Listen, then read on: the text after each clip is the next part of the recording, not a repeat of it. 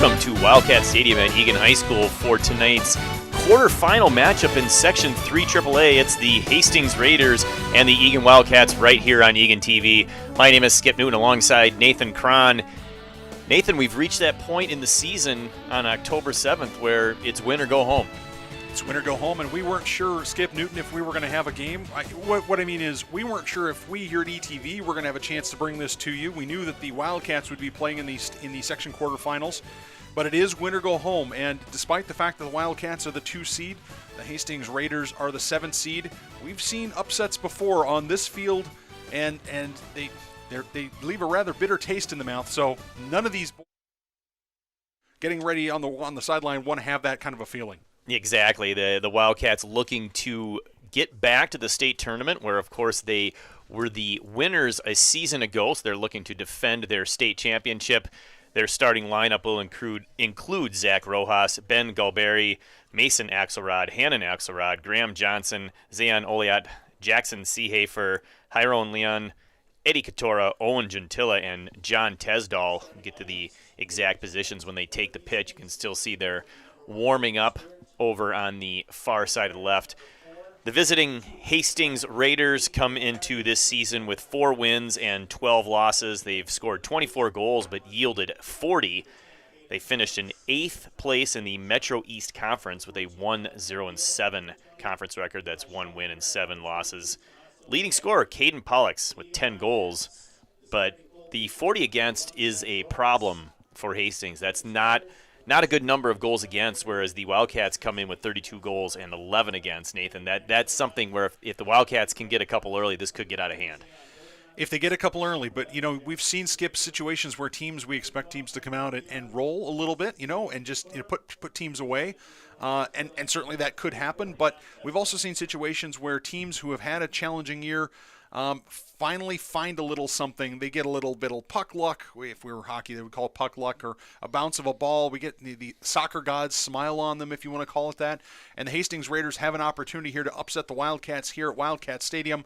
And it would be I wouldn't say we're not talking Miracle on Ice level upset, but it would certainly be a big upset. I think the trick and the key for the Hastings Raiders is to start fast. If they don't start fast, then they're going to have a real mountain to climb. But if they can start fast and get a goal, say in the first 20 minutes, then the Wildcats might be in. It'll let the Wildcats know when they're in for a fight. Yeah, that's a great point. Of course, the longer the game stays close, the better it usually is for the team that's the underdog. Is now both teams taking the pitch. Wildcats wearing their home blue. They'll be going left to right. And the visiting Raiders wearing their road whites going right to left. As you can see, it is a gorgeous sunny evening here in Eagan, Minnesota. 62 degrees, no humidity, no chance of precipitation. There's not a cloud in the sky.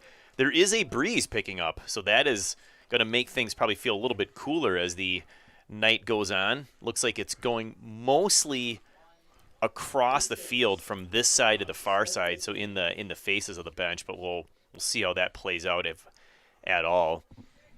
2 40-minute halves, as usual, for Minnesota State High School soccer. The difference being now that we're in section play, there has to be a winner. So should regulation end in a tie, they would play 2 10-minute halves of sudden death overtime. So the golden goal being the winner, and after that, if it's still tied, there would be a shootout. But no need to worry about that this early in the match. And I thought maybe that should have been a corner, but doesn't look like Egan's putting up any sort of argument, so no worries there. I thought maybe Eddie Katora over on the left wing that earned that corner.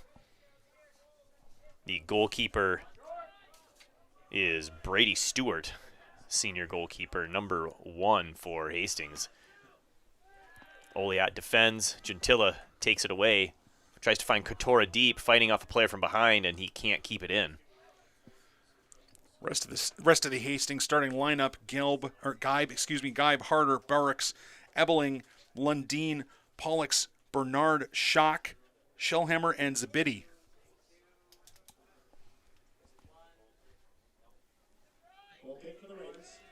Long goal kick up the middle, straight to Johnson, but gets by Oliat. Flicked forward by Beal, and Mason Axelrod plays out. Here's a through ball, but Gullberry's in a good position there. No danger on that one. Be a throw in near side. It looks like Ebeling going to yield that one to Pollux, who gives it back to Ebeling, sends it long. This is Tesdall. He plays it long, flicked off the head of the defender, Brox. But Stewart will go over and pick that one up. Nice play there, making sure it doesn't go for a corner. Despite the fact that the Wildcats are certainly favored in this game, Skip with a 2-7 seed matchup, you get a sense that maybe there needs to be a refocus, or there has been a refocus for the Wildcats, as I'm seeing a back line of four staying fairly compact, fairly close together, and I'm seeing the midfield three, especially the Graham Johnson, really sagging. And, of course, we had seen Graham Johnson playing some wing and some forward, but now he's back in that center midfield position, kind of in a defensive midfield role. So I wonder if Coach Josue Bustuli wants to be a little more conservative, perhaps, as he sets up in this 3-3A run. Gentilla picks that one out of the air, but pressured. Oliat trying to win it back. He does. Plays it to Axelrod. Now it's the other Axelrod on the far side. Hannon up to Katora. Hannon gets that one back. Left foot cross. Gentilla shield spins. Gets held back just enough by the defender. Be a throw on the near side. Looks like right back. Tyrone Leon will take this one. He's got Johnson. He's got Oliat. Puts it into the penalty area. Katora got a body on it, but couldn't control. Johnson. Gentilla.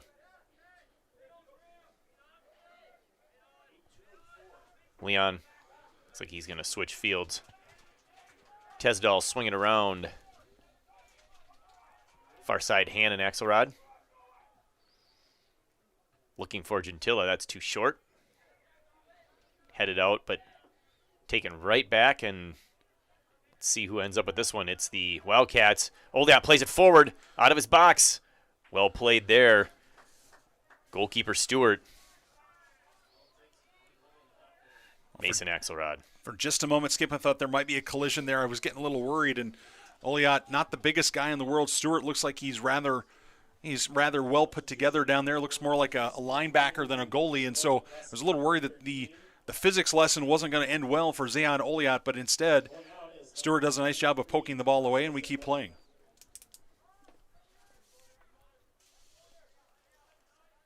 Far side throw for the Raiders off a couple of players.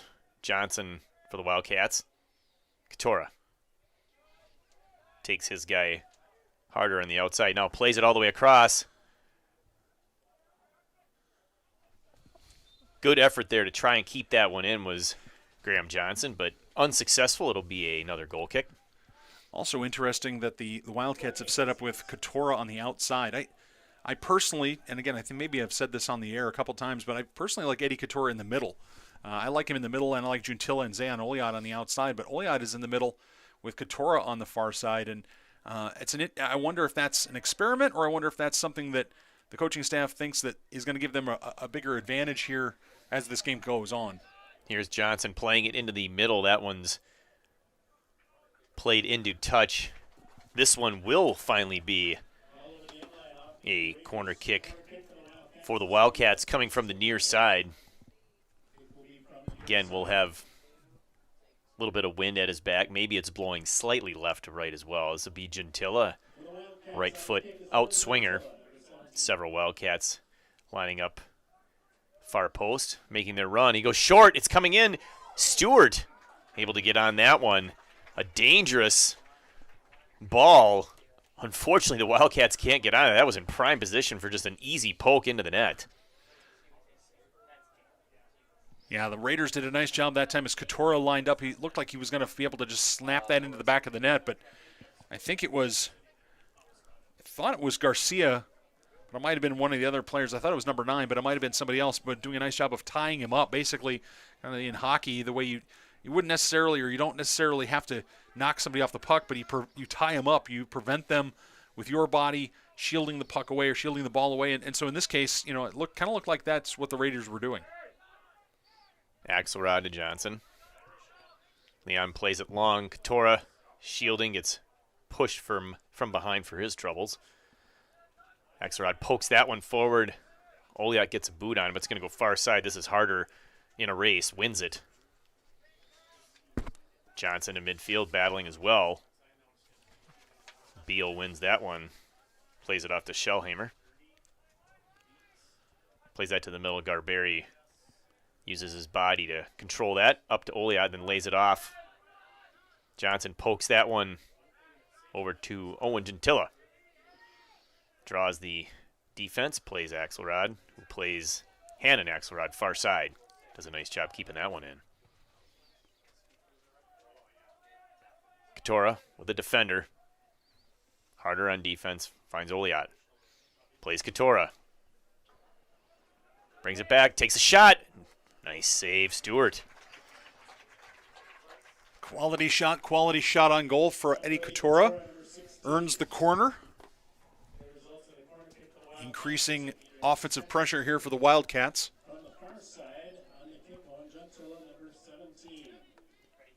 Gentilla once again, this time in swinger.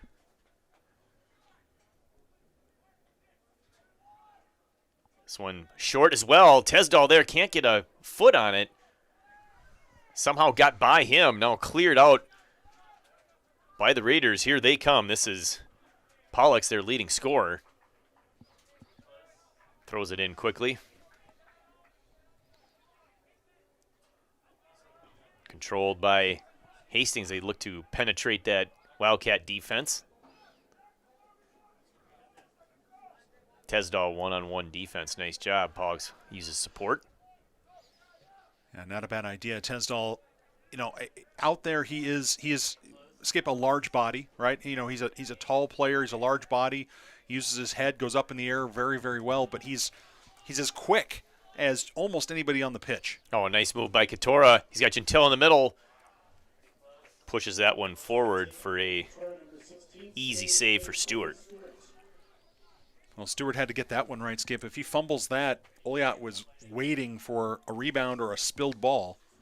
And we've seen that here recently for these Wildcats. They've generated goals off of balls that hit the keeper in the hand and then the keeper spills it. Turnover to the Wildcats. Katora had that one bounce up in the air, trying to spin his opponent. Still controls down near the corner.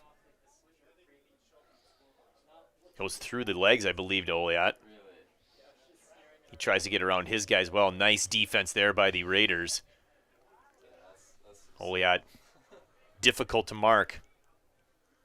Johnson plays that one back. Leon's going to play it right into the box, but it's going to be a little far. Stewart already shown the ability to come off that line aggressively. Yeah, it's Colton Lundeen, number 8 for the Raiders, doing a brilliant job of keeping the Wildcats top scorer away from that ball. And a foul against the Wildcats.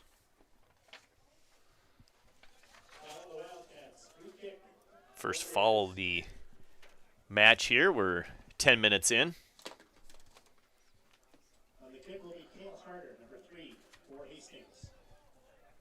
Cole Harder with the free kick. He'll play this one short. Oliot, first one to grab it. Defended by Shellhammer. Plays it through. Nice pass to Gentilla. He goes for Katora. It's 1-on-2 if he can split the defense. He does. He's got control. Plays it up, and Stewart with a save. Stewart once again. His third save on 3 shots. All the shots coming from Eddie Katora, staying active, and there he was more in the middle. Katora with a brilliant run, splitting the defense. And that's why I like him in the middle, Skip, is because he is strong enough. He is physically strong enough to just split the defense, and when they try to take it away from him, just uses his body to shield them off. But the way he's playing, Skip, you wouldn't bet against him getting a goal today, would you? Brox plays that one long. Up to Pollux, lays it back. Good defense by the Wildcats, and he's clipped from behind. That's a pretty easy call.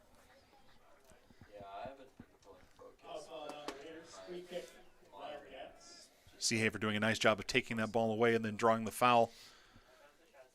Now, it'll be interesting to see how the Wildcats use this, as Axelrod's going to stand over this one.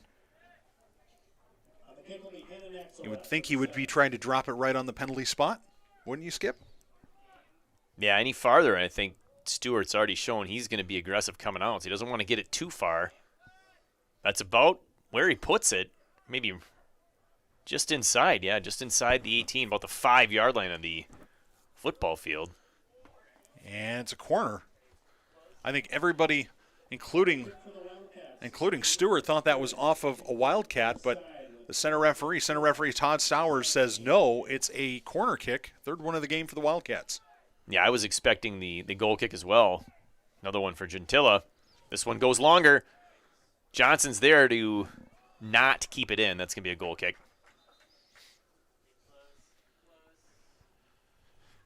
A little too much hook on that one. Or not enough, maybe. Yeah, exactly. There you go. Maybe not enough. Colin Bray is going to check in for Katora. Again, a very active first 12-plus minutes for Katora. 3 shots already. A couple of them very good scoring chances. Nice saves already by Brady Stewart.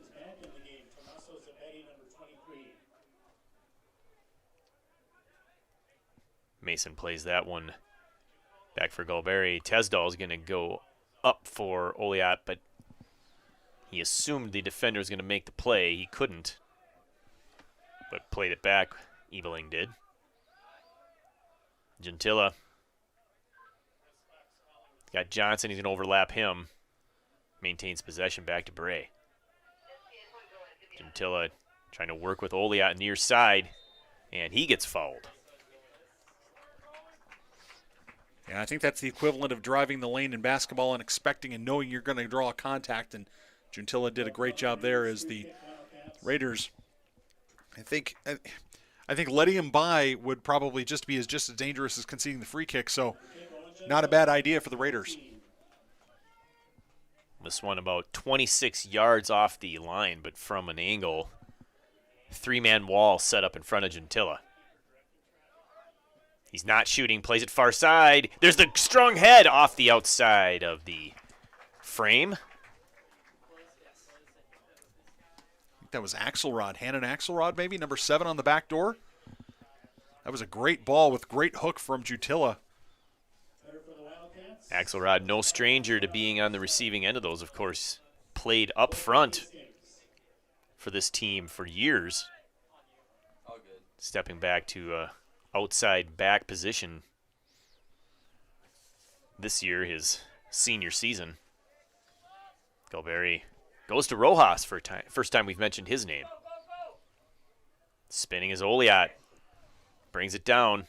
One defender. He's giving him space. Not a good idea. Here's the shot, but that one's blocked. Oliat. Oh, good defense there, but he manages to keep it in, picking up the loose ball, Ebeling, but quickly stolen by Gentilla back to Bray. Bray looking to cross. Instead plays Gentilla back to Bray. Nice give and go.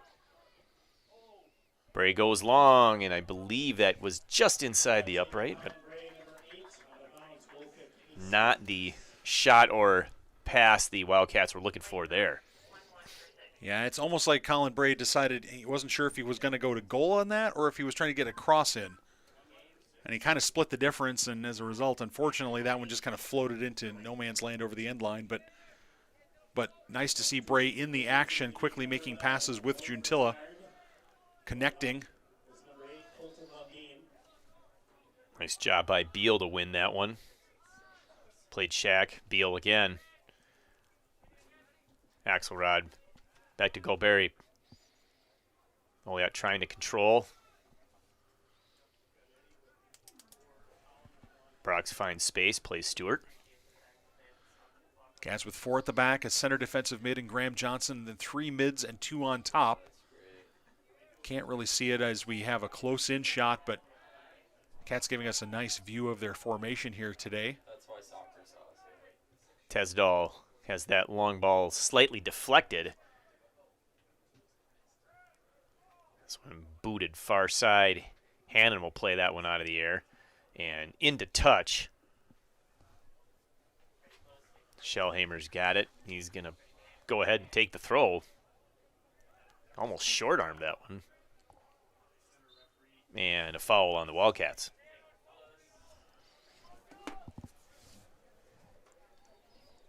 2 fouls apiece here. Minute number 17 of the first half. Section 3 AAA Quarterfinals. The 2 versus the 7th seed here at Wildcat Stadium.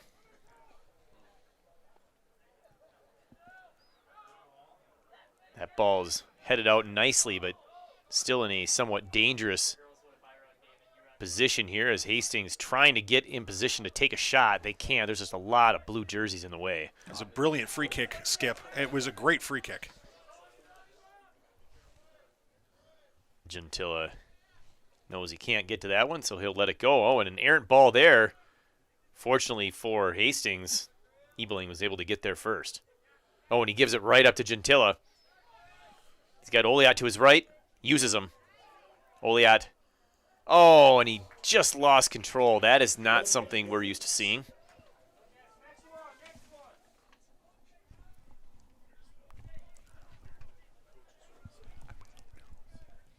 So another goal kick here for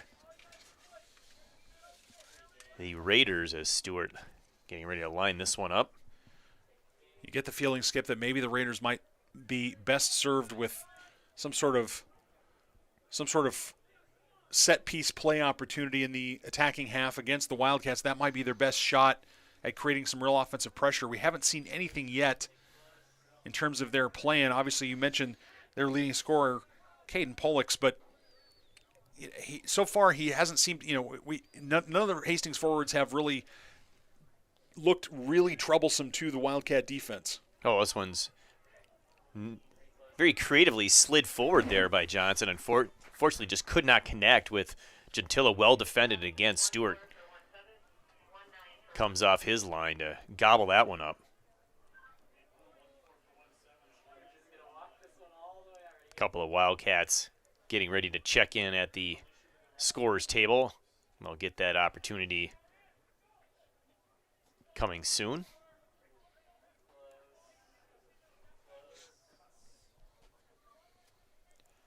Hastings playing here in the Class 3A boys bracket. The Hastings girls, interestingly enough, in case there's somebody wondering out there, playing in the Class 2A bracket. And the reason for that is because the cutoffs are different for boys and girls. Some contact and the call. Wasn't sure if that one was going to be made. Well, this is a big one. It's outside the penalty area, but it's right in the center.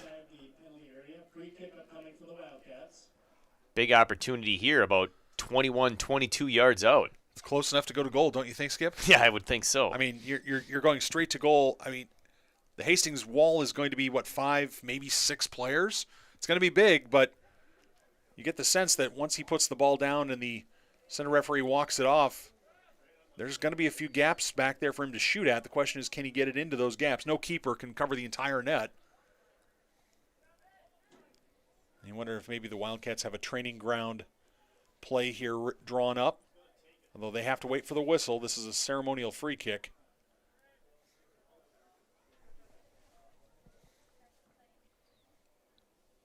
It is Gentilla.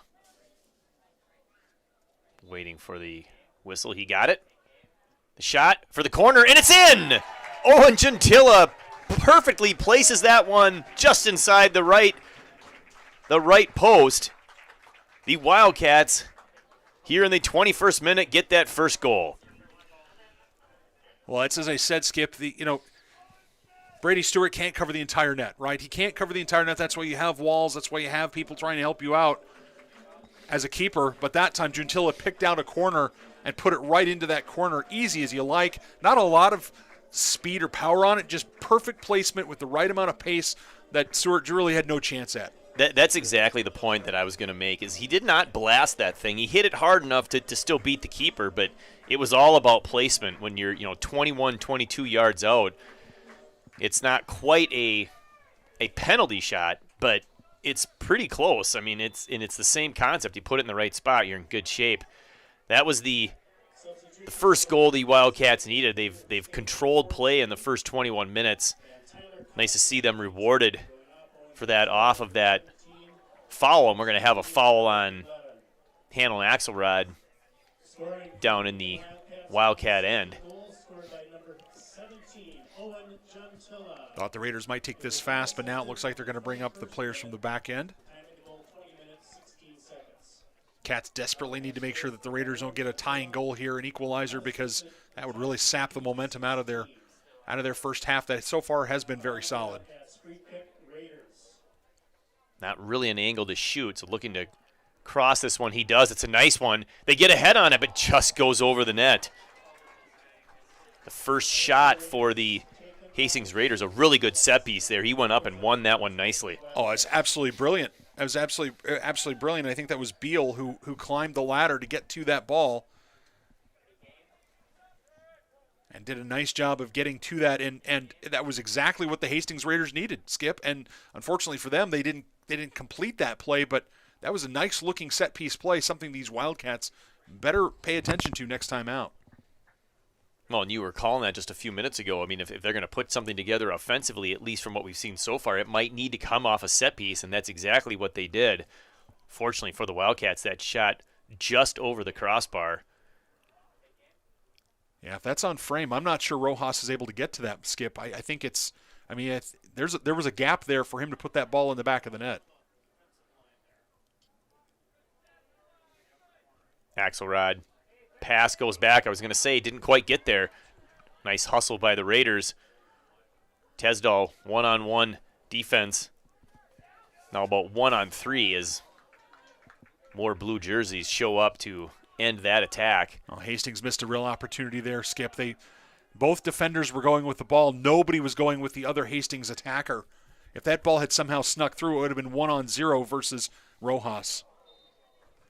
Oliat tries to feed that one across. I believe we have another foul called against the Raiders. I think that might be their fourth.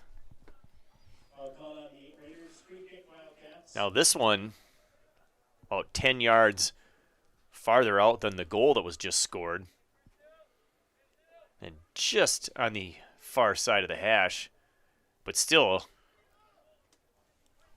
definitely a place that I wouldn't be surprised if a shot went to goal here.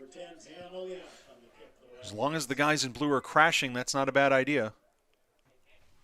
Oh, the one-man wall does its job. Okay. Nice play by Pollux. Yeah, absolutely. I was just going to mention that kid's name because he took one for the team there. Hannon with a big throw. Flick deeper, no one's home. Oh, a great flick by Johnson. Oh, they're saying that went off of Hastings. I did not see that at all. I did not either. However, Oliat was very adamant, or it might have been Hussein. I couldn't tell who it was in the shadows down there, but one of the two of them was pointing that went off a Hastings player, and the assistant referee in this corner was very quick to say, yep, that's a corner. Hannon Axelrod will take this one. Left foot, so in swinger. You mentioned Hussein, he's in.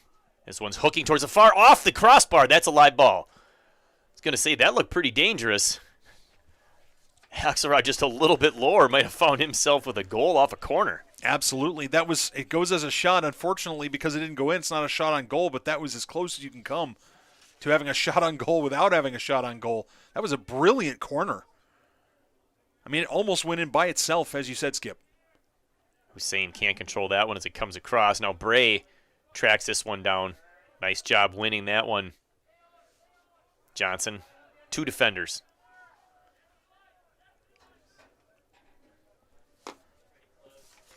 That pass outside is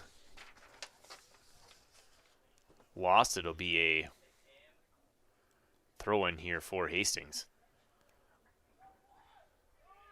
It's a 2-7. It's a 2-7 matchup, but you know, and while you expect, well, that was really good defense by the Raiders. I thought for sure that Oliat was going to be off to the races there. Oliat lays it up for Johnson. He'll take the shot. That one's deflected. Oh, and Stewart, nice job. I think that one might have tucked in that post there. I'm giving him credit for the save. I agree with you, Skip. I think that was absolutely going to be on frame.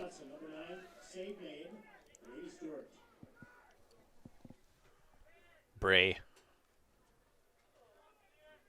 14 versus 14 there, and Beal wins that one. But given over to Oliad, who almost gives away. Now he's got an opportunity here. Tried to place that one perfectly. Another save for Stewart. Pressure mounting for the Wildcats, and certainly they will want to be as sharp as they can in this game, regardless of the out. I mean, assuming they win the game, they want to play tight and they want to keep a clean sheet. And they want to put some more goals on the board. That one's flicked over the net.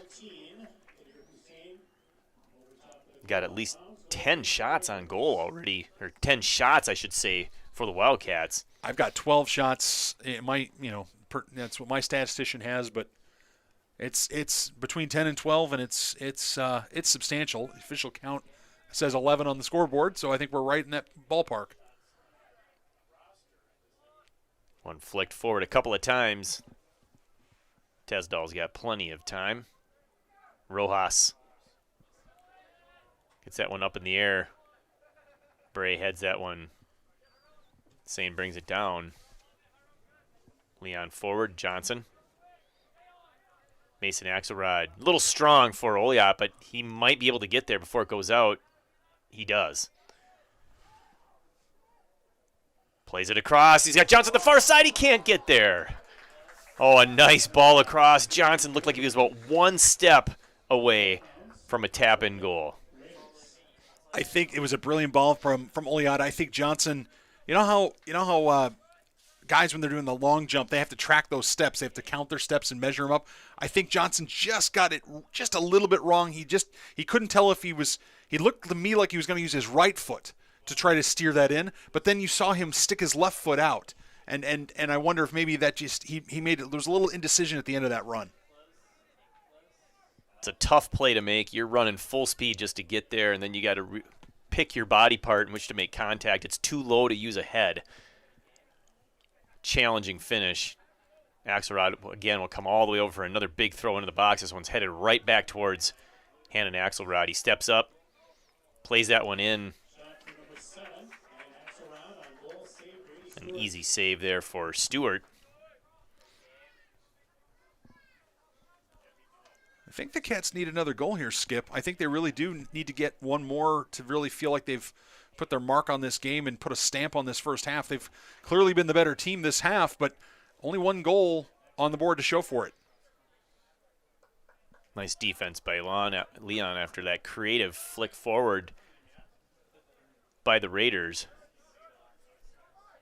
Rojas able to punt this one.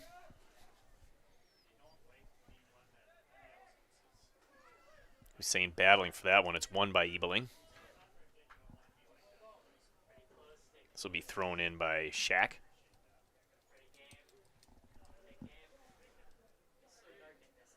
Headed forward by Beal.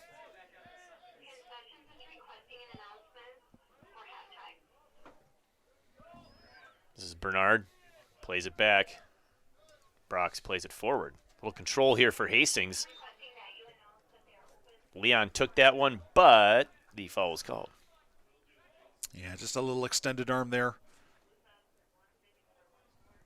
Center referee going to keep control of the game. Now it'll be interesting to see if he lets the Raiders get another 5 yards. You can see there at the bottom of your screen there's Ebeling, who's going to stand over this one. The foul actually occurred probably closer to the 35-yard line, but the referee says that's close enough. Plays far post. Brought down outside. Spin. Player goes down. No call. Good no call, I believe. Bray ends up coming up with that one. Hussein leaves it off. Oliot. It's like 2-on-3 if they hurry. He's going to take his guy to the outside. Nice defense there. That was harder. Into the middle. He gets tripped. And no call. Play continues. Goliath was looking to go to ground. The referee saw that and just said, not enough. Hussein, oh, nice bring back. Left foot shot. Good block there by the defender. A great block as that thing was headed far post. Axelrod. Hannon fends off his player, and he's going to get called for the stiff arm. He fended him off all right. Fended him off for all the way on down to the turf, but I'll tell you, that was for Hussein. I like that move out of Hussein.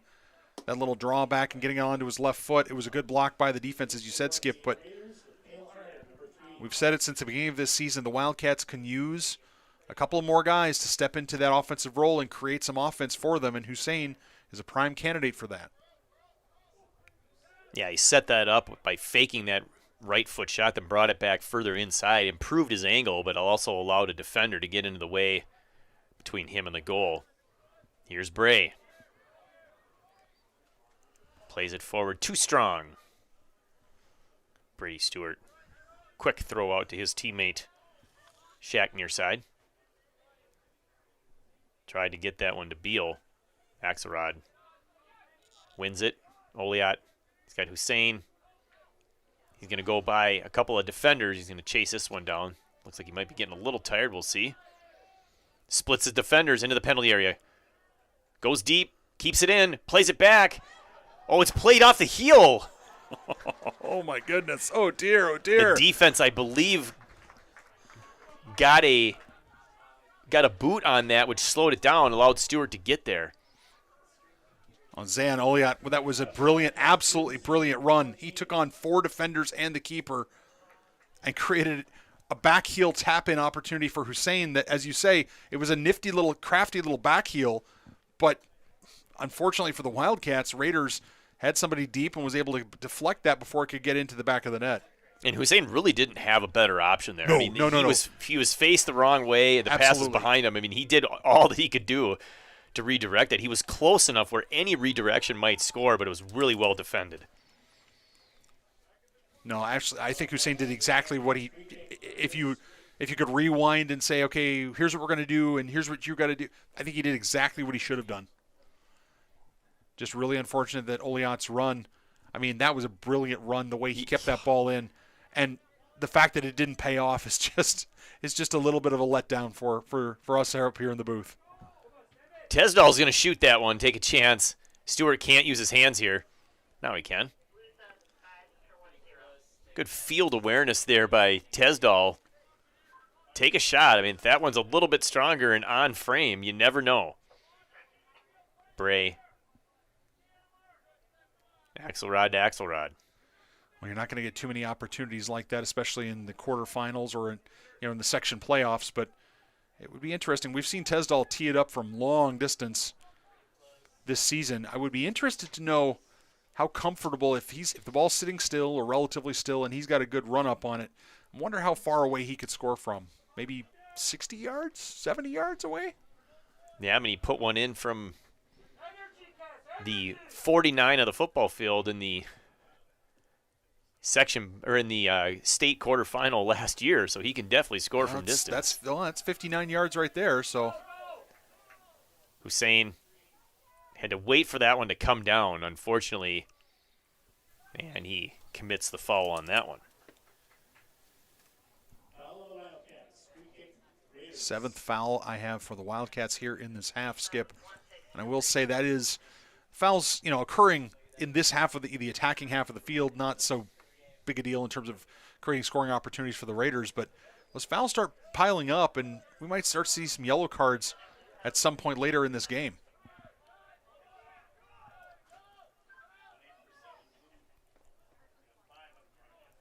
Here come the Wildcats. Far side, speed move, gets by his defender, plays it in. Stewart's there again. Nobody there for the rebound, and played out. Axelrod. Hussein back to Axelrod. He's got 3 white jerseys around him. Tries to go between everyone. Good tackle there. No call, nor should there be. We have a little push in the back. Gets away with that one. Hussein can't quite control. But he's good hustle here. He's going to win this one. He does. Oh, and he almost kept it in. Great individual effort there by Hussein on the near side. Yeah, it's another run for Oliot. At some point, I get a little worried about Oliot's. I get a little worried about Oliot and his runs because he's making these great runs, but they're not paying off. And at some point, as a player, you're going to start getting a little frustrated. Start getting frustrated, and you maybe are less willing to make that run. You say, I'm just going to take it myself.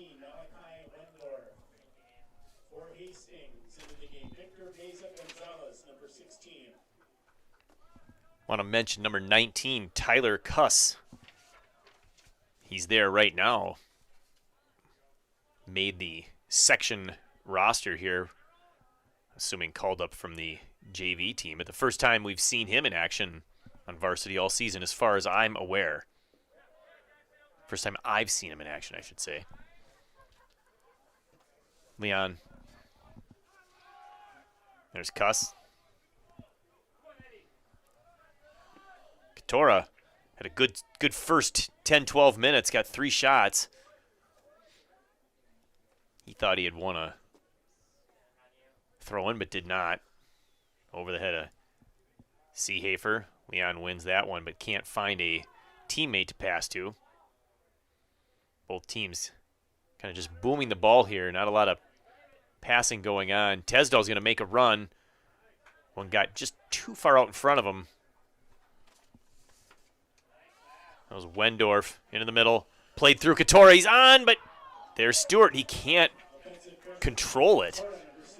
Unfortunately for the Wildcats, nobody there to pick up the loose change. Katora's momentum carried him. He was going to go over the top of Stewart, and I think that was the right call. If you tried to slam on the brakes, I was worried that he was going to collide with Stewart, but nice job by Eddie Katora creating or helping to try to finish something off there for the Wildcats. Cats definitely need to finish something off here in the next 3 minutes.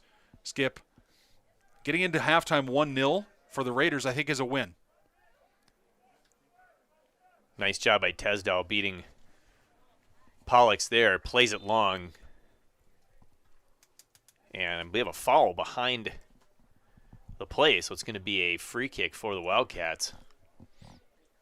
Referee, I think, was waiting to see if there was going to be some advantage there, and when that ball made its way to Stewart, Wildcats get the free kick.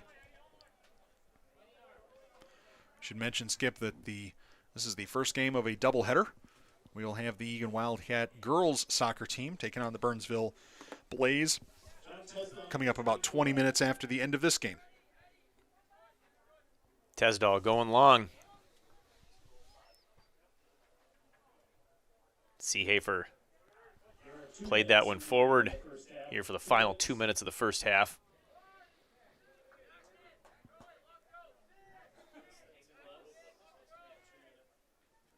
See if the Wildcats can't put a threat together here in the final 2. Thrown in the penalty area. Seehafer, nice job winning that one. Tried to play a tough volley, a bouncing ball facing the wrong direction, momentum going towards the goal line. That usually means the ball's going to go that direction. That's exactly what happened.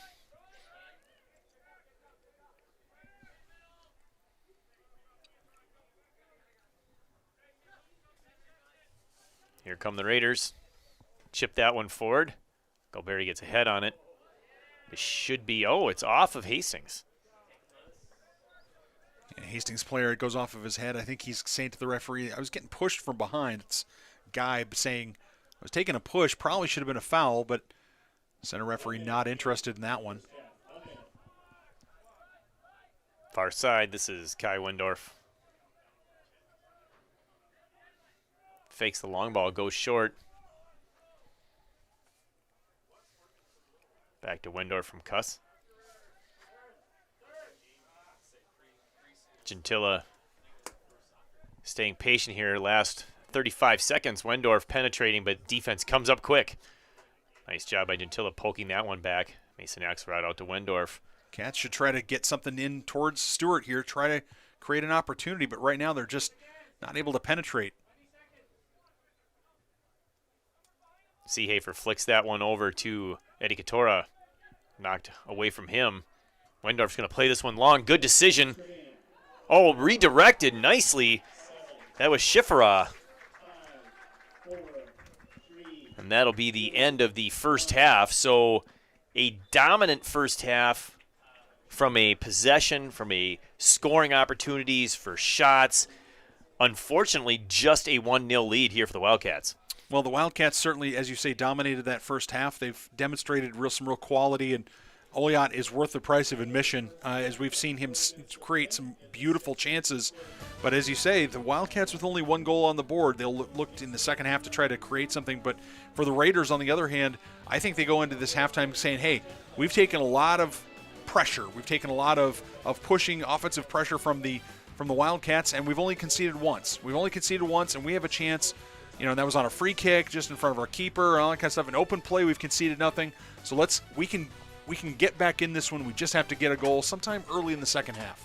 Yeah, that's exactly what they need to do, of course.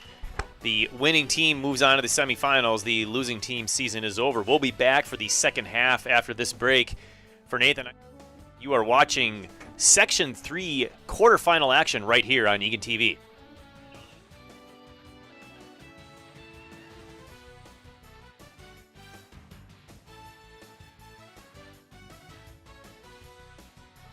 (1,500-square-foot Rambler house to 10,000 square feet here in the new art house. I am excited to just see people in this space. We have a really wide variety of programs and classes here. We're very excited to be able to offer much more than we could before, which we're able to do now that the space is much larger and able to host more people.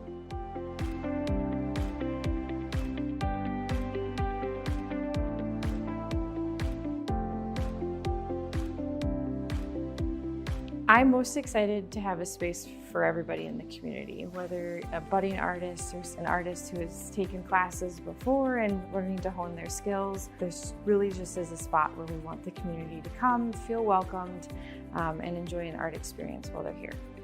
It only serves to make the community stronger to have these creative spaces, especially very dedicated ones like this. And I'm very excited to see more of the community come in and engage with this space and each other here.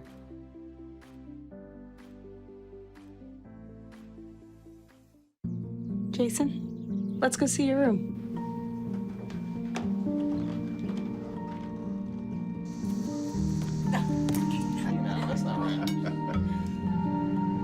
How is it? Is it good?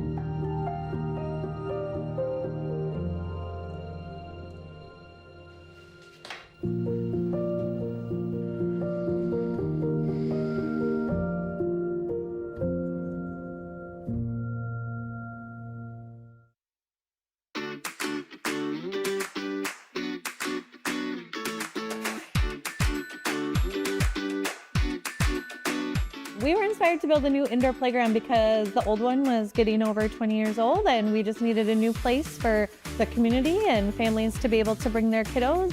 The new space is actually a multi-level space. It's taller than the last one was, and it's very big, has open areas inside the playground itself. So if a parent needed to go up there, it's suitable for that. And it's soft and cozy and bright inside.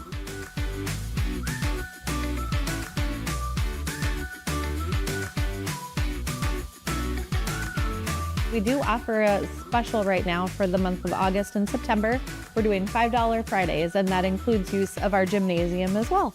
Spaces such as the Blast Indoor Playground really do serve our community. It's a great meeting spot to be able to have an indoor safe place to get together and play.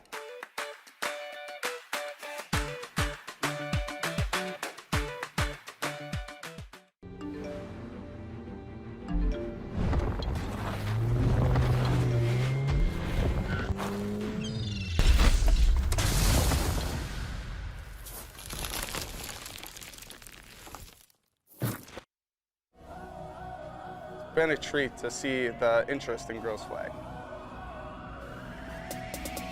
It's the first year, you know, it's exciting that we had so much ask from the girls to, hey, can I come play? Absolutely. We have about 45 girls on our roster right now. I found out about the league from my coach, Carl. He was our weightlifting coach, so he kind of inspired me as well to come out and play. In the league, we have over 51 teams. They started last year with the pilot program with 4, now it's 51. So it kind of boomed over a year. They actually made the schedule around other sports. I know a lot of people, they do softball or track, so getting to play sport with them means a lot to me.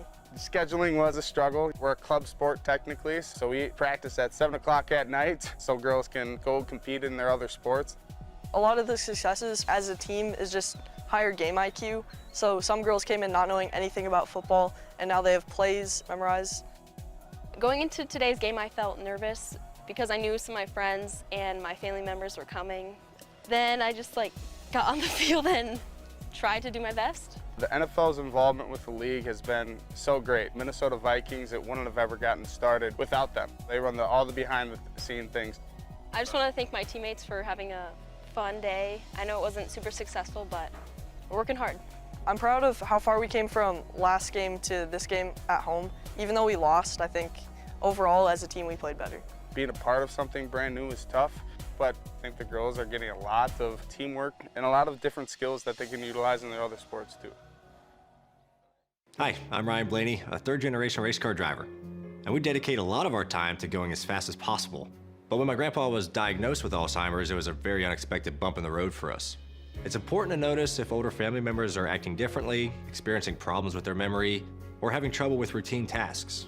Early detection of Alzheimer's can give your family time to explore support services, make a plan for the future, and access available treatments. If you or your family are noticing changes, it could be Alzheimer's. Talk about seeing a doctor together.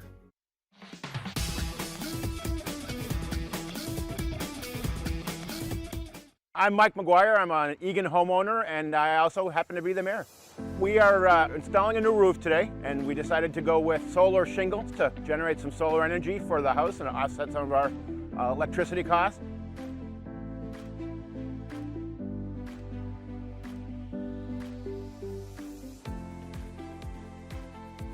Solar shingles are a photovoltaic technology that generate electricity. They function much like any rooftop solar panel that you may be familiar with. So they're super cool in that they generate electricity and they protect a home from the weather. So it's an awesome new technology that's available that offers a little bit more of an aesthetic appeal to homeowners that might not want a bulky solar panel on their roof. So this is the Timberline solar shingle. This is the part of the shingle that gets nailed onto your roof. Just like a normal shingle would be attached, there's a nailing strip here and there's a sealant strip on the bottom of it. And then this part of the shingle produces electricity from solar. The nice thing with this is it decreases the amount of laborers that you have to have on your property when you're looking at getting a roof and solar at the same time. The roofing crew does the shingles and the roofing crew does the install of the solar shingles. My understanding from our contractor is when they went into the city to get the permits, it was the first solar shingle installation that Eagan has seen. So we put the inspections department through their paces and got all the permits done. So we're here at the exciting conclusion installing our new solar shingled roof today. Having solar shingles in Eagan is super exciting. This marks a really awesome milestone in our local climate work in the city, and it shows that our community and homeowners here are excited about renewable energy technology.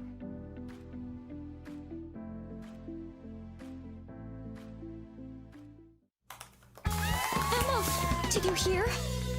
Todd's in the hospital. Who's Todd? He got a collapsed lung from vaping. He thought it was cool. Not cool. Promise you won't vape, Emma. It can lead to a lifelong addiction, and we can't be friends if your lungs collapse. Bogus. Wacky sitcom teens aren't the best people to talk to your kid about vaping. Hey, you got a minute? You are. Start the conversation with your child about vaping today.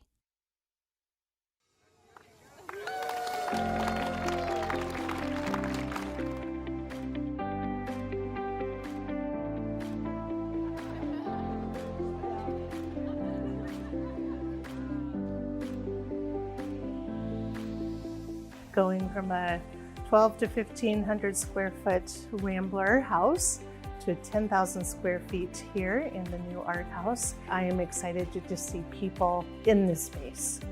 We have a really wide variety of programs and classes here. We're very excited to be able to offer much more than we could before, which we're able to do now that the space is much larger and able to host more people.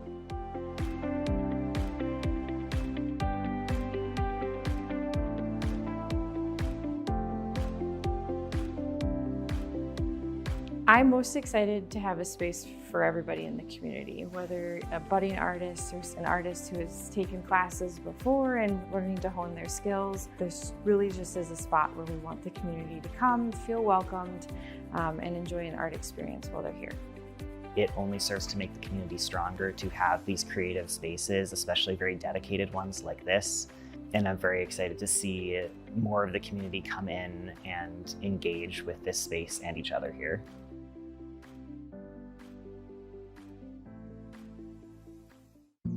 Jason, let's go see your room.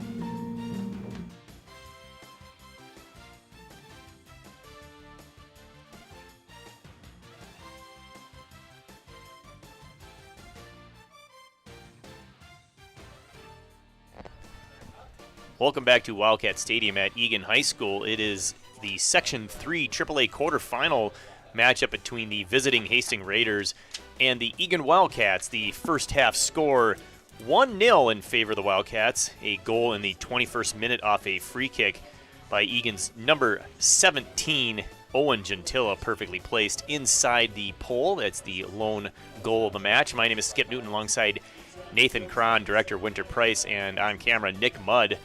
It was a dominating first half for the Wildcats, 15 shots to just 1 for Hastings, but the 1-0 lead is a bit precarious when you've had that much domination. Well, absolutely, and the Raiders coming out, let's see what if they make a few adjustments, they go a different direction or try something else offensively to help create some offense.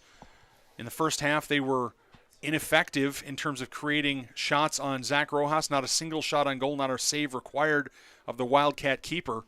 So we'll see what the Raiders can come up with. On the other hand, the guys in blue, they just have to keep doing what they're doing, but they have to finish in the attacking third, Skip. Yeah, finishing is such an important part of this game, and you want to see the team that's really playing this well, just finish a couple more chances to put this thing out of reach. You said just the one shot, not even on frame. It was a good one, though, off a free kick for Hastings. It was a header off the kick that went just over the crossbar. Wildcats, again, wearing blue going right to left. Hastings wearing white going left to right. Again, looking for that equalizer here in the final 39 minutes.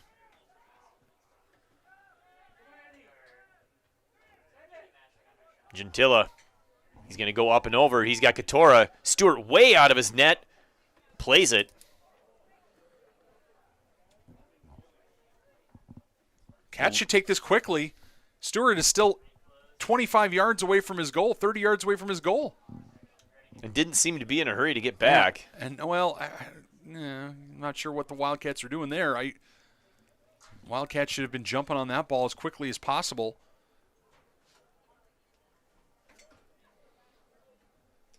Looks like Leon take this throw on the far side. Kept in, but given up to the Raiders. But here's Seehafer. Can't quite win that one. Golberry. Tesdall's going to win that ball in the air, and then he takes no chances up for Eddie Katora.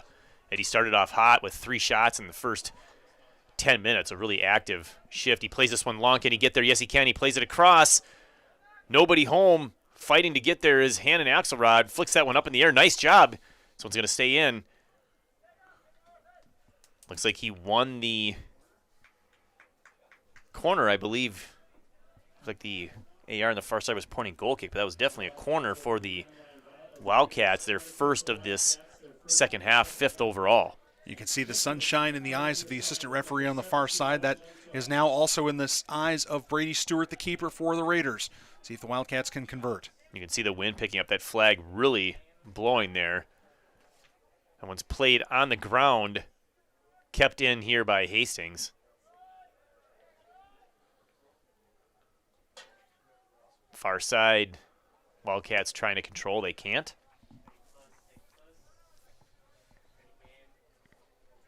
Still 59 degrees, but that wind probably making it feel a little bit cooler. You see a number of the players, especially a number of the Hastings players, wearing long sleeves, which is never a bad idea, frankly, when you're on turf, Skip, in my opinion. given the propensity of when players slide or if they lose their balance or fall or whatever, they're going to get some turf burns. But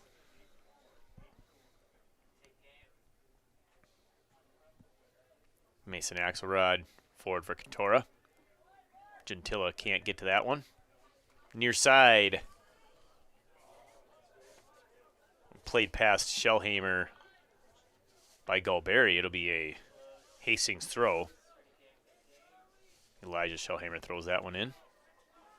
3 defenders there, but somehow Hastings still with at least possession temporarily. A couple of Wildcats down on the pitch. One being Hannon Axelrod behind the play. I don't know if he took one in the head or if this is a lower body injury. Tough to say. Yeah, seems to be guarding his leg or his ankle, but he's up now. He runs it off. Play will resume. That is one thing about this Wildcat team. They have a number of players who you expect to see some time. And if you're Hannon Axelrod, you said, hey, I've spent a few games on the disabled list, this year. I've, not being able to play. Unless I'm bleeding or unless I'm concussed, I want to be out there. Foul was called, so Tesdall will take this one. He gives it a long boot into the penalty area. Hannon Axelrod, the only Wildcat there. He's battling one-on-one. Good defense. Commits the foul trying to win the ball. Yeah, good call by the referee. That was definitely a foul. Axelrod 1v3, it looked like, Skip. Wildcats could have used a little bit of help there.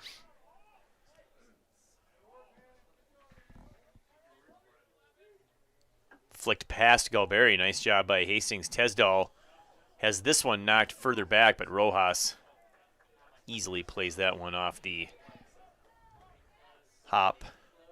He'll let this one go. Big boot coming. This is interesting. I think the Wildcats have switched to a 3-back with Galbari outside and Leon on the other side. It looks like they maybe have pushed an extra player up forward, Skip. Katora. Far side Gentilla. Back up to Katora. Johnson going to take this throw in for the Wildcats. Yeah, Axelrod has been pushed up, I think, into the midfield, Skip. So a tactical change by the Wildcats to try to create some more offensive pressure. On Axelrod going to take this throw. He's got a pretty strong throw, so looking to get this one in the penalty area. He's only got 3 Wildcat teammates in there. Excuse me, 4. One guy was hiding behind a defender. Galberry tried to line this one up. He chips it up in the air. Not exactly what he wanted. We're going to give him credit for a shot. I'm not sure it would have gone in, but it was a shot. Katora. Johnson. Back to Katora. Several defenders unable to control. Played into touch. 47th minute here. Section 3 AAA quarterfinal.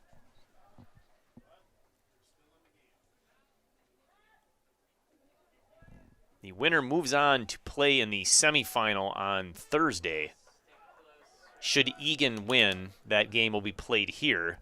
The opponent has yet to be determined.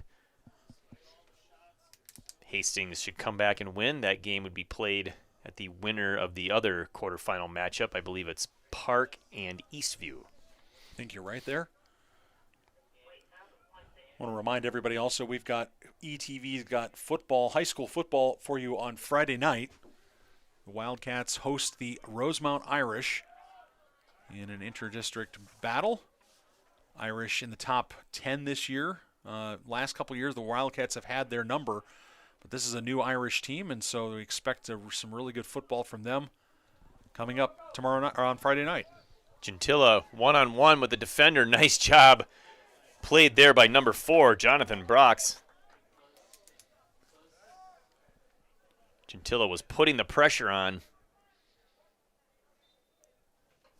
And I believe we have a foul far side called against the Raiders. Their second of the half. This will be a free kick for the Wildcats near the touchline.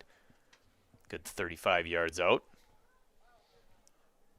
So when we see John Tesdall move up from his center back position to get in a position to hopefully win this one out of the air and put it on frame. What does Owen Gentilla have up his sleeve? We're going to find out momentarily.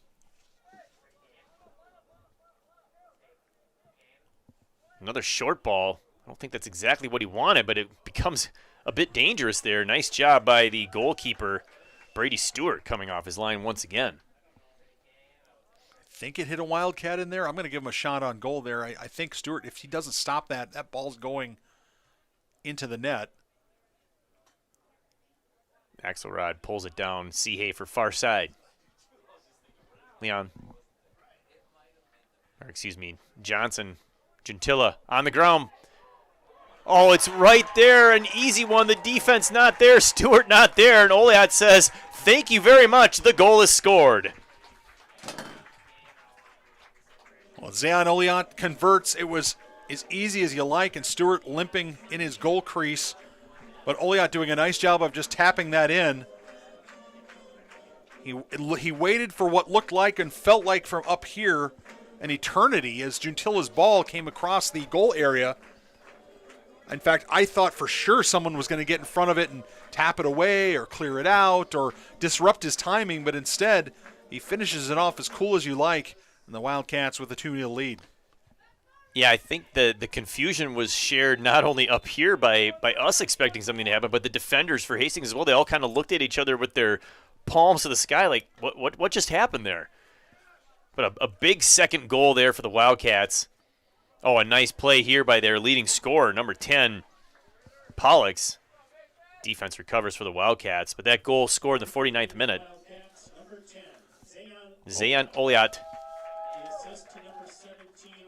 As you mentioned, Owen Gentilla gets the assist, so his second point of the evening here. Wildcats goal scored by Zayan Oliat, assisted by Owen Gentilla.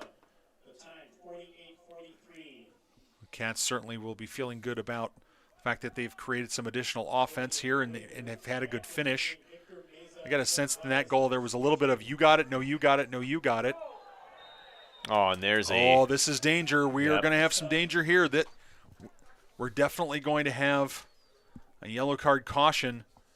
He is lucky that his teammate was nearby, or that could have been red.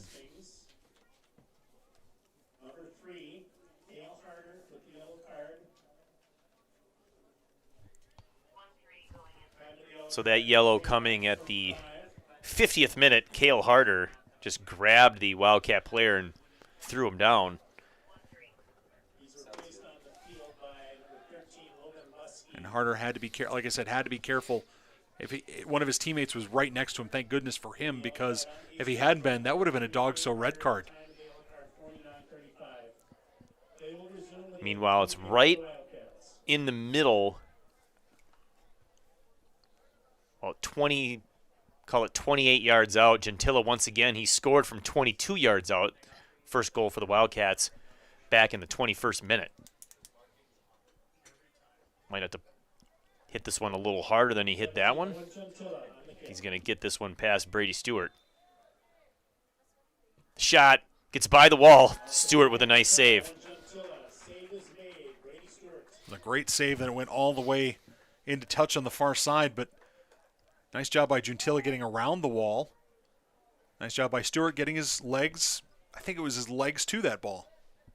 And it was a cannon of a shot for Gentilla. Axelrod, long throw into the penalty area, almost too long, headed back out. Stewart, nice play. If he does not pick that one up, that's a goal. Yeah, Eddie Katora, you saw the disappointment on his, the resignation on Katora's face as that ball was picked by Stewart. Seehafer played that one forward. Nice hustle winning it. This one's off a defender. Near side. Good hustle, but unable to keep it in. That was Shellhammer. Axelrod throws it in. Katora once again in the area, but Stewart. Quick come down, and he plays this one all the way down the pitch. Interesting style of play here over the last few minutes, Skip. Very direct by the Wildcats. Not touching the ball a lot, not trying to set up passing lanes, not controlling it. They're going directly forward. And that's, you wonder if maybe that was part of the halftime talk or if that's just something that they've picked up here in the second half. Well, it seems to be generating pressure. It's a nice change. You mix that in if the other team isn't expecting it. It can have a positive impact on the match. Here we got a foul called against the Wildcats. Be a free kick far side. It's the 9th foul against the Wildcats by my count. Free kick for the Raiders. 9 times? 9 times. On the kick, Colton Lundeen, number 8. Lundeen lining this one up, shading his eyes. Plays this one into the penalty area. Rojas comes out and picks that one up at the high point. The shot, Colton Lundeen, number 8, is on goal. The save for Zach Rojas. It was a shot on goal, Skip. First one on frame. First save for Rojas. Oh, and Oliat had players available. Couldn't get to it, but now it's up to Gentilla. He puts on speed, fires a shot in far corner. He puts it in. Gentilla scores again for the Wildcats. Owen Gentilla making it look really, really easy. And it's not. The defense was right there with him, step for step. And Gentilla gets his brace, and the Wildcats put some distance between themselves and the Raiders. We said we were a little nervous that first half with just a 1-0 lead after all those scoring chances, all those shots, needed to get a couple of more. It's exactly what they've done here. Now all of a sudden we've got just under 28 minutes left, a 3-0 lead. That feels like a mountain to climb for the Hastings Raiders. Well, the Raiders haven't demonstrated any real direction in terms of their offensive attempts. It's really been, let's let Pollux just kind of figure it out for us, and that's just not working against an integrated Wildcat defense. Hastings looking to get a shot here. Well defended. Mason Axelrod pokes that one away. Seehafer was there as well. Scoring for the Eagan Wildcats, his second goal of the game. Number 17, Owen Gentilla. The assist to number 9, Graham Johnson. Graham Johnson getting the assist. Played that forward to Gentilla, and he put on a burst of speed. Finished far post. Rojas puts this one down. He'll play it long. Couple of Hastings players wins that 50-50 ball. Tesdall stepping up. Had enough backspin on that to stay in the field of play. Gentilla, Oliat lost control.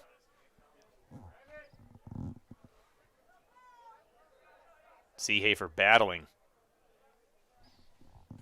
Nice win there by the Raiders, but Zabetti played that one forward to the Wildcat defense.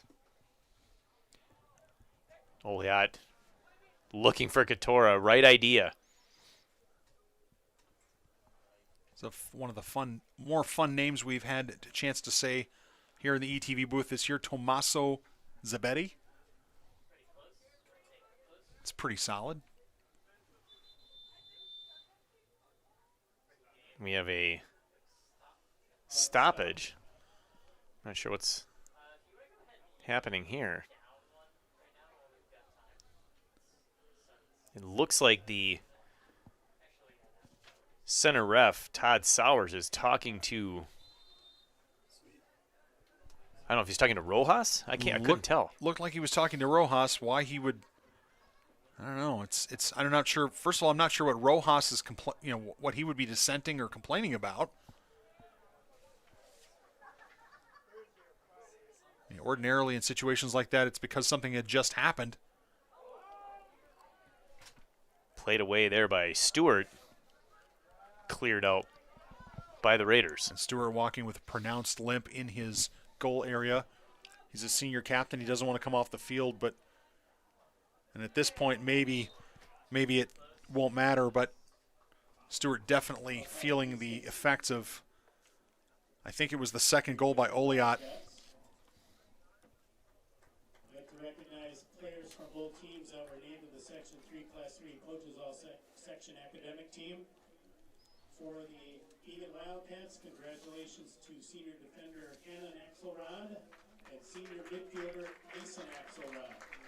For the Hastings Raiders, They're announcing the section all-academic team, and the Axelrods, Mason and Hannon, both making that team. Congratulations to those boys. The coaches all-section academic team. Hannon and Mason Axelrod.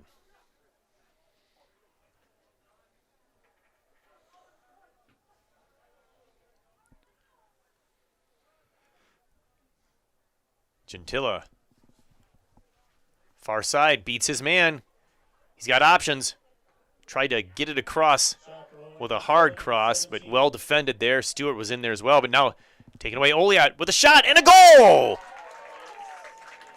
The Wildcats strike again. It's 4-0. The Raiders couldn't clear their lines, and that time after Brady had made the save, one of his teammates took the ball away and went out to the far side. But unfortunately for the Raiders, they're not able to just get a good clearance, and the ball was intercepted by Gentilla and sent back in for Oliot, who left no doubt. So you got Oliot and Gentilla both with braces here in this game for the Wildcats. A couple of goals apiece. Two leading goal scorers on the team. No surprise there as Wildcats pulling away here. Check it, that's Katora. I guess Katora is going to get the assist for that.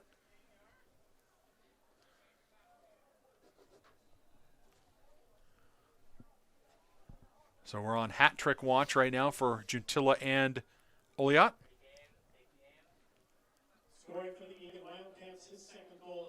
Here comes Hastings looking for their first goal. Pass just a little too strong. Schellhammer can't get there.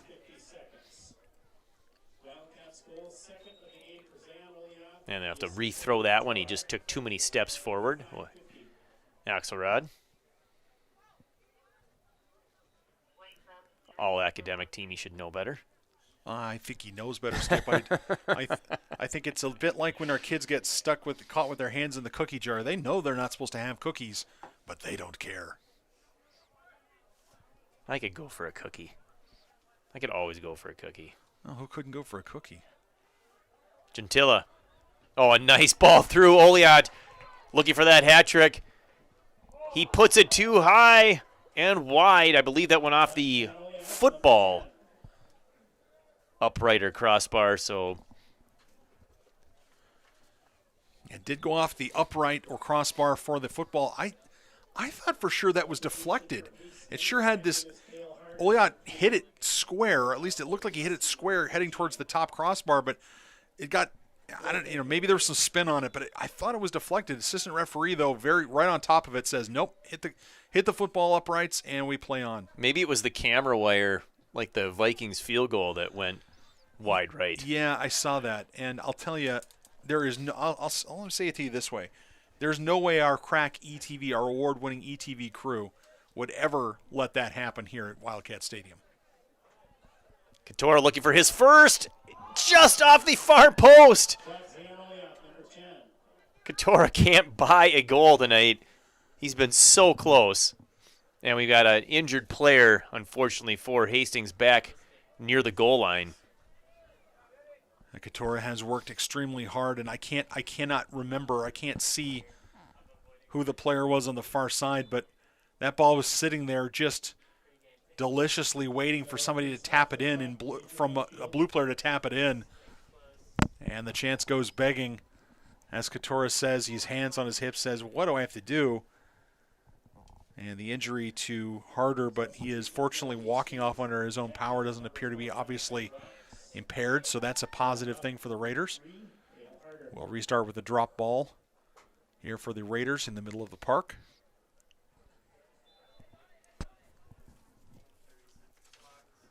Harder went off earlier with a yellow card after the pull down of a Wildcat player. Obviously came back on. Here's Oliat. That pass well defended, but Gentilla's got it back. Spins his man. Nice move on the far side. Brings it to the middle. Little too strong. One too many defenders to go around. This is Zabetti. Leaves it off for his teammate. Seehafer and Leon team up there to knock that one back towards the midfield, but controlled now by the Raiders. Seehafer deflects that one into touch.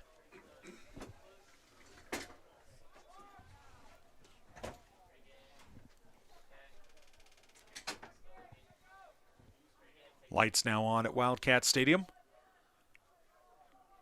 You can see the Burnsville girls taking a position on the far side of the field. Wildcat girls on this side of the stadium cheering for the Wildcats. Couture, I believe, is offside. He is. Wildcats offside. First offside call, if my statistics are correct. First offside of the entire game, Skip. That shows both teams pretty disciplined tonight.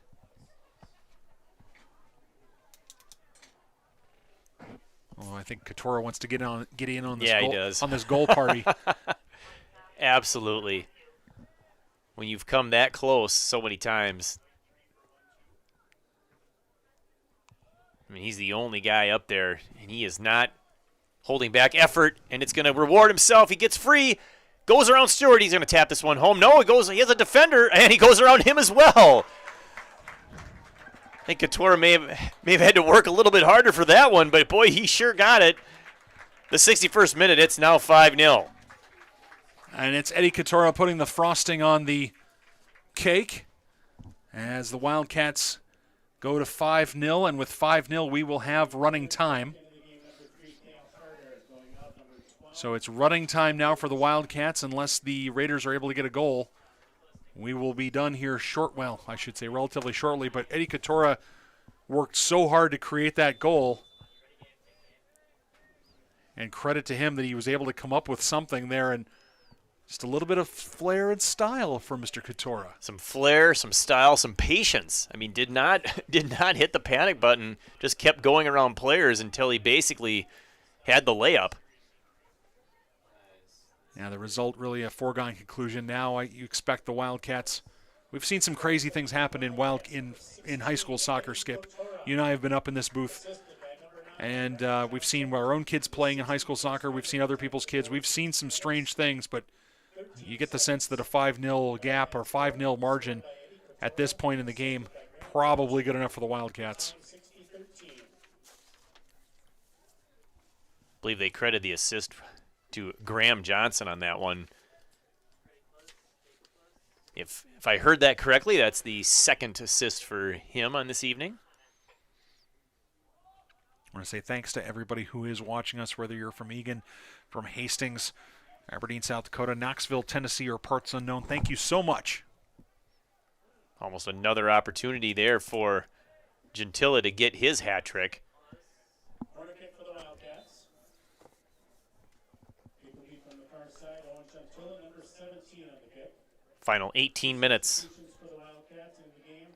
Wildcats at the corner coming. Back in is number 3, Felix Smith. And back in is number 18, Malachi Wendorf. Felix Smith and Kai Wendorf checking in for the Wildcats.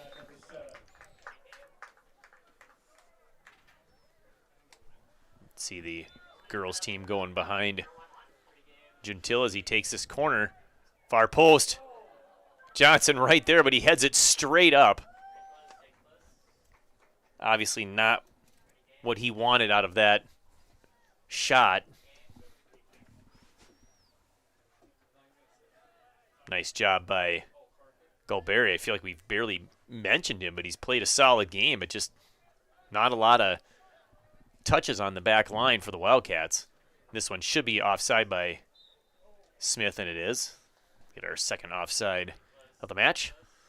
Smith's eyes getting just a little bit too big for his offside line.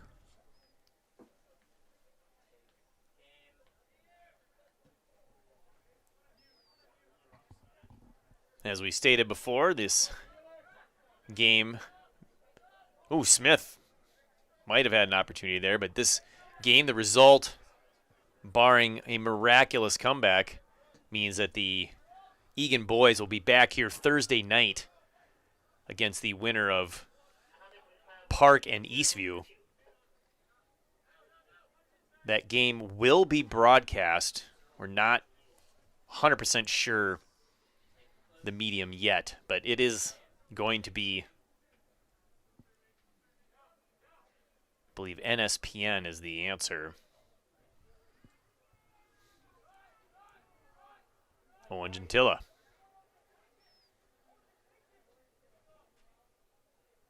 Plenty of space, not really in a hurry.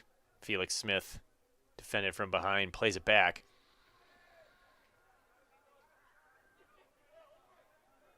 Seehafer played it forward. Nice step up by the defense of Hastings.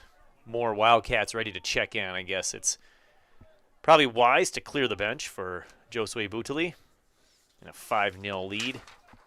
You don't need to see anybody getting hurt in the meaningless final 15 and a half minutes. Substitutions for the Wildcats. In the game is number 25, Andrew Simonson. Andrew Simonson checking in. Number 20, Luis Ortiz Vasquez. And number 14, Kadir Hussein.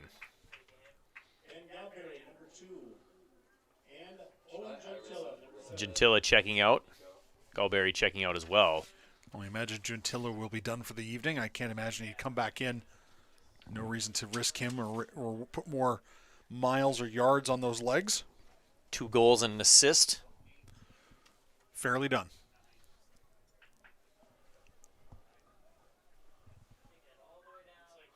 And again, the game, the semifinal game, if I'm not mistaken, for some reason I'm blanking, but I think it's Thursday, isn't it, Skip? Yes. It's day after tomorrow, so these players won't have a lot of extra time to rest. So getting them an extra rest tonight's not a bad thing.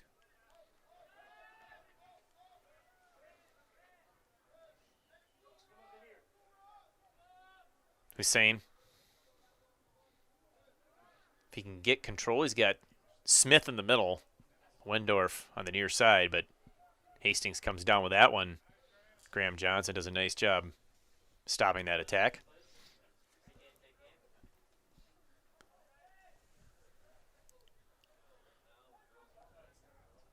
Play to the middle looking for Felix Smith, but that one's intercepted.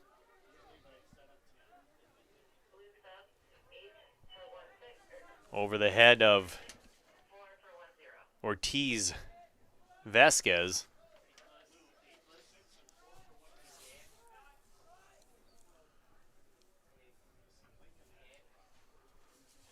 Boot forward by Rojas. Hussein. Johnson.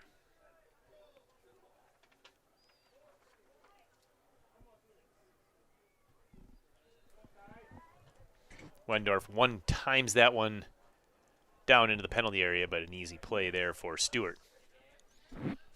Cats still playing very direct soccer, Skip. Interesting that they have not, with a 5-goal lead, they haven't reverted back to some sort of keep away style of play. Trying to beat his defender to get deeper. Now he draws the double team, earns the corner.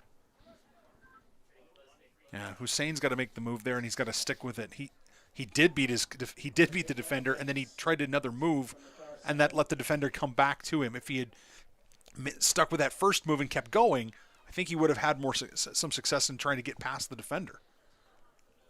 Change of direction, change of speed. That's the strategy there. Change direction too many times.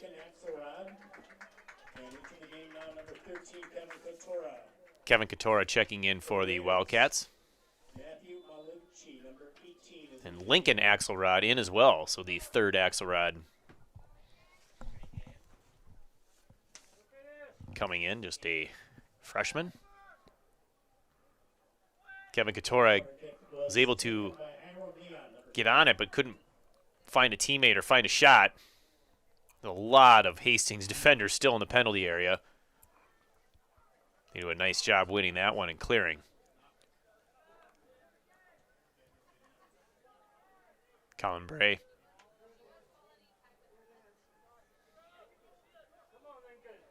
Lincoln Axelrod.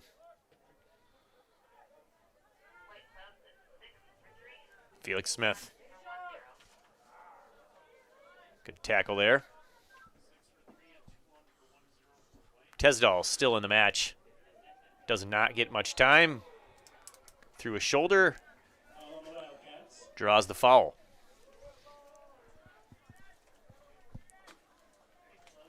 Yeah, shoulder challenge. Not a bad. I would blow that whistle. I don't think that's a bad thing. Is he going to get a yellow?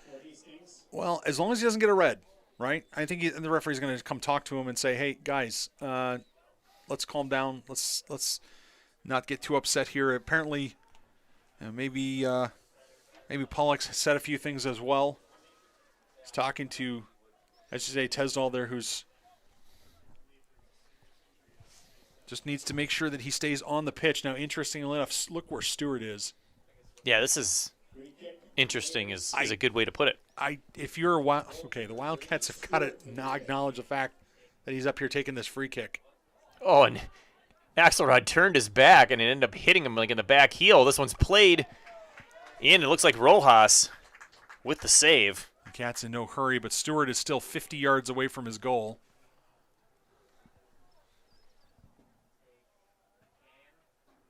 Big punt by Rojas. I guess when you have a 5-0 lead, you don't worry about stuff like that, but cannot say that I've seen a lot of keepers as active up the field as I have with Brady Stewart. Yeah, he's not afraid to dribble that one out of the penalty area, that's for sure.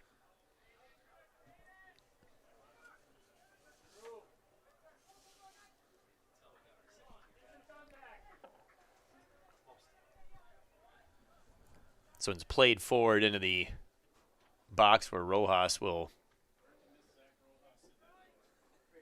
use his feet to control and then pick it up.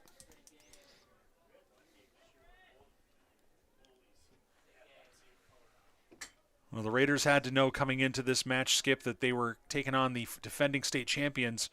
And, of course, every team's different and graduations and roster changes occur, but they're still the defending state champions. And the Raiders have not lacked for effort tonight. They've done themselves a proud display of effort tonight, but the results for them on the field just not where they needed to be. And Tesdall will get a break for the final 8.5 here.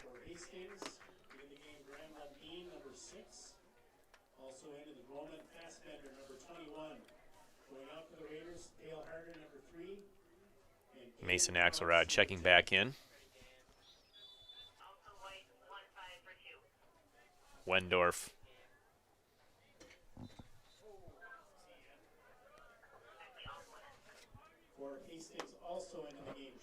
Jude Langley checking in for Hastings. Smith in the middle of two Hastings defenders. Wins the throw. Wendorf to Bray.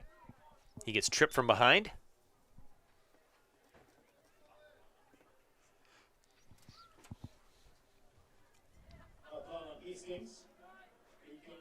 Yeah, if you're Coach Josue Butuli, I think you definitely are going to be emptying the bench here. You don't need any last minute red cards or any injuries that are going to impact your ability to take on host the next game. Oh, long ball.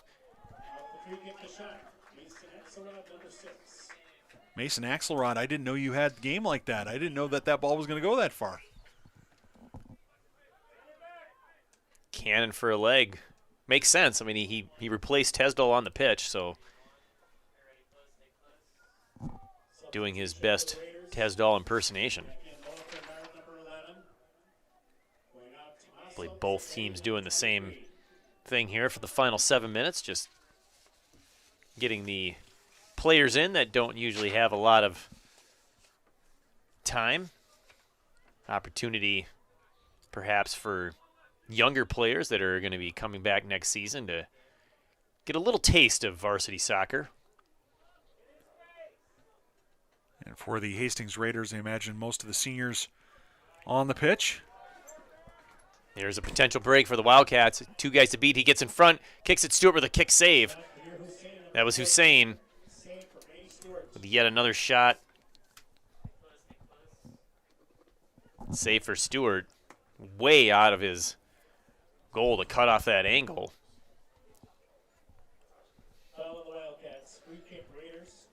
And for these Raider seniors, it's the last game of their high school careers.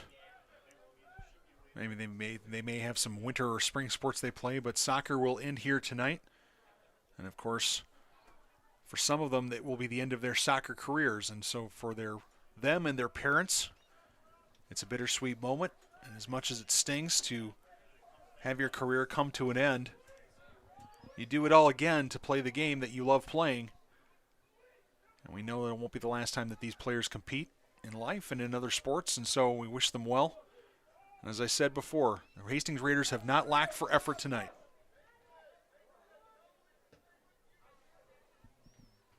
As parents of seniors past, we know that feeling all too well, that the season goes fast and it feels like it just ends in a blur. Meanwhile, Hussein still putting the pressure on. Nice job by Hastings not to yield the corner, be a throw-in down near the corner. Final 5 to go here in quarterfinal matchup. Once again, Eagan will play Thursday night against the winner of the Eastview Park game. I believe Eastview, the 3 seed over there. Park being the 6. And that game will be right here at Wildcat Stadium. We got 4.5 minutes to go, and then about 20 minutes after that, the second half of our doubleheader, the women's quarterfinal matchup between the Burnsville Blaze and the Eagan Wildcats right here on Eagan TV. To be directed by Winter Price. Nick Mudd stick around on camera as well. Nathan with the play-by-play. So don't go anywhere. Go grab a quick bite and be sure to check that one out.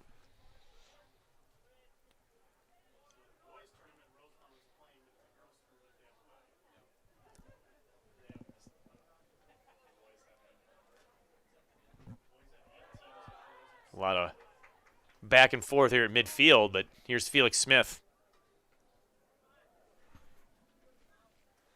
Played down to the corner, kept in. Wendorf going to tee up across. Hussein flicks it into the middle, but there's Stewart once again.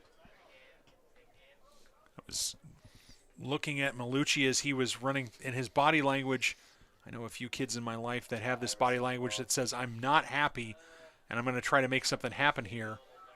I don't want to go out without getting my last full measure of soccer. I'm just glad there wasn't a collision. He was moving with purpose. Nice poke away, and then Wendorf gives it back to Smith. He's got Axelrod. Oh, it plays it back. Wendorf's going to get there. Sliding in is the defender. I believe that was Victor Meza Gonzalez, if I'm reading the number right, but it'll be another corner for the Wildcats, their 4th.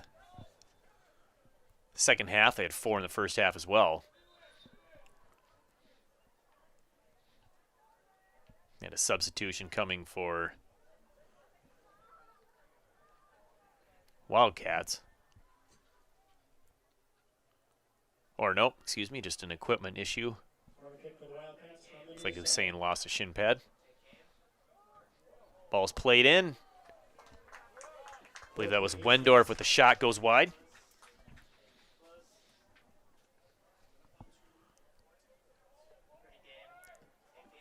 Stewart goal kick. Simonson gets by him, but he good hustle, bring it back. Gets grabbed from behind, no call. Could have blown a whistle there. Absolutely could have. Axelrod clears that one. I can guarantee you that back line, including Rojas, they want to keep the clean sheet. Absolutely. No, absolutely. I was going to say the same thing. A goal here conceded by the Wildcats wouldn't matter Hill of Beans for this game, but from a vibe standpoint, they definitely don't want to concede. And I think speaking of conceding, the Raiders have just conceded their 9th corner kick of this game.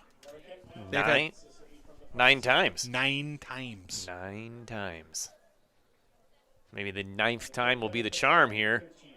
Played in, flicked out creatively with the back heel. Bray's going to line this one up. Oh, nice job keeping it down. Was that deflected? No, it was not. It goes wide. I'm running out of space to record my shots in this box. I think we're at 15-16 here in the second half. We're down to the final 50 seconds. Yeah, the official count on the scoreboard 29-2, and I don't even think it's that close.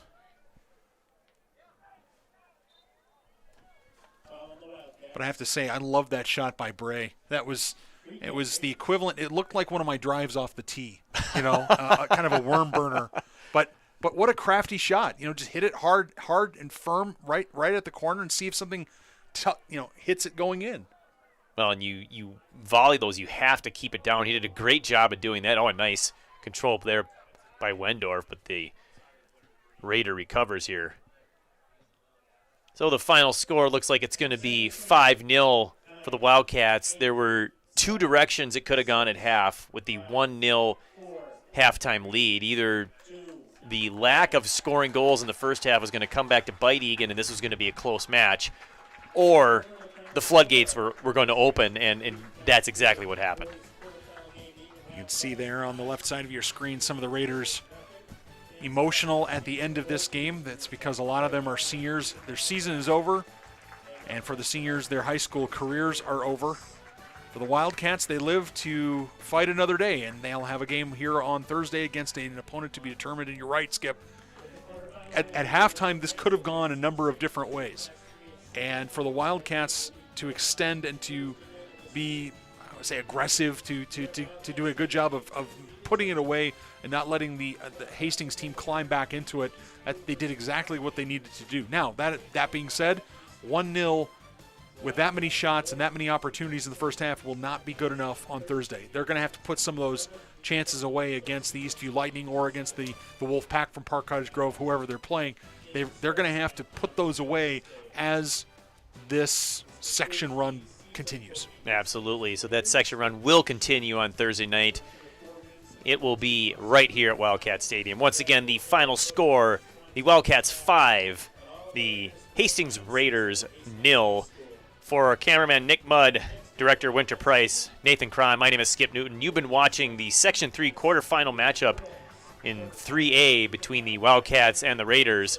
So long, everyone. Have a wonderful night. We'll be back for the girls' game momentarily.